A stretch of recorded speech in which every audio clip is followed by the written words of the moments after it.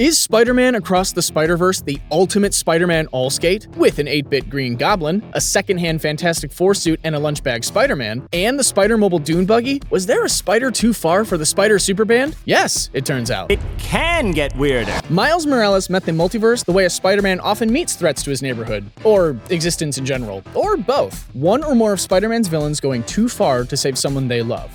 You don't know what it can do, you'll kill us all! That's sort of the tragic undertone of the battle-quipping, web-flipping superhero. No matter how hard he tries, he's not able to save everyone. You can't always save everybody.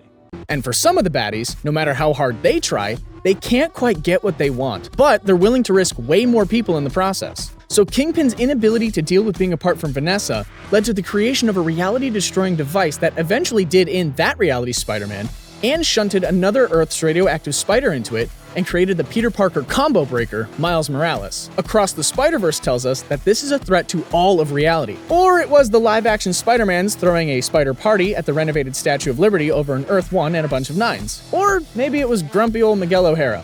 Or a combination of all of them. Either way, in its wake, a spider society was formed. When you have to fill the screen with something that has as developed a history as the wall crawler, it's a dream for those who design those backgrounds. Between the release of that movie and the release of the third entry, Beyond the Spider-Verse, there will be dozens and dozens of videos picking out cameos and references found deep in each frame of the movie. Fingers still crossed for Spider-Man, but there is one version of Spider-Man we won't see, but almost did. Pay attention. Most of the versions of Spider-Man took the No Way Home torch and ran hard with it, but in animation. So all of the variations of animated Spider-Man showed up. The weird, kind of gross Spider-Man ice cream truck popsicle was even a recurring element from the first movie, when you could count the number of Spider-Folk. They didn't stop at animation. There was, of course, the video game Green Goblin, and the appearance of fan favorite Donald Glover as a live-action Prowler. According to co-director Joaquim Dos Santos during an interview with Empire, there was an entry that was a bridge too far, even for the wild and kinetic animated feature. That would have been an off-screen child's arm holding a Spider-Man doll. The director saying,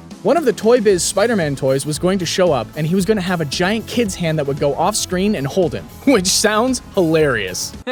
The choice of Toy Biz Spider-Man toys was itself a specific reference. Toy Biz is part of Marvel's complicated history when it struggled to stay alive. In the 90s, Marvel ownership changed hands a few times, eventually being bought up by Toy Biz, which had evolved from a Canadian toy-making company to an American toy-making company that had previously licensed Marvel, DC, Hercules and Xena, and other properties. They bought part of the Marvel Entertainment Group just in time for Marvel itself to declare bankruptcy, and the whole thing be rearranged during a power struggle, and in the end, Toy Biz became a subsidiary of Marvel Entertainment.